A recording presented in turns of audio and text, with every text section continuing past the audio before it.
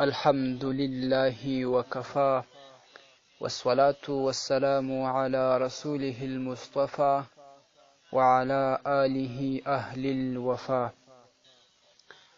معززو درنو ورونو او مکرمو خويندو، یو ورور پوښتنه راستولې ده چې د بیګانه نجونو سره یا بیګانه ښځو سره په موبایل کې خبرې کول د اسلام له نظره څه حکم لري؟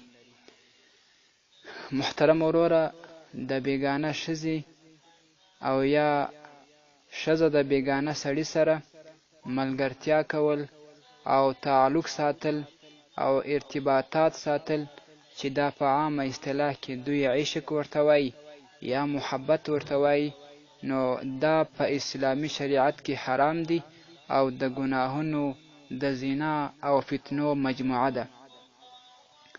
د نامحرمو ښځو سره بې ضرورته خبرې کول دا حرام کار دی، او یا ښځې د نامحرمو خلکو سره خبرې کوي نو دا حرام کار دی او د زنا یوه حصه ده.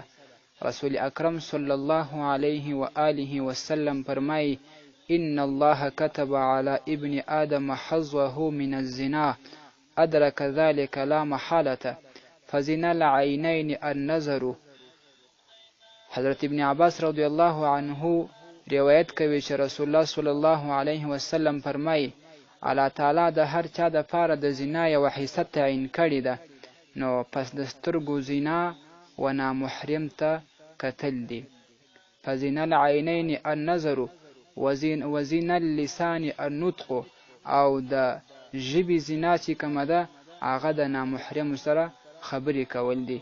والنفس تمنا وتشتهي، او د نفس ستا د فکر د هغه زنا او دا ده چې هغه د داسې یو حرام کار خواهش کوي چې کاش مې دا ارزو پر سوی وای، د فلاني ښځې سره مې خبرې کړې وای، یا م په فلاني ښځې پسې کتلې وای، او یا ښځه دا فکر کوي چې کاش د فلاني ځوانه سره مې دا اړیکې ساتلې وای او یا مې خبرې ورسره کړې وای بغیر د اشد ضرورته، او یا مې هغه پسې کتلې وای.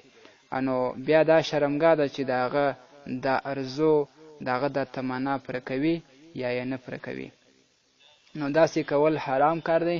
هر مسلمان نارینه، هر مسلمان ځوان او هر مسلمانه پیغله، هر مسلمانه ښځه باید له دغه څخه ځان وساتي او د نبی کریم صلی الله علیه وسلم په سنتو باندې منګولې ولګوي.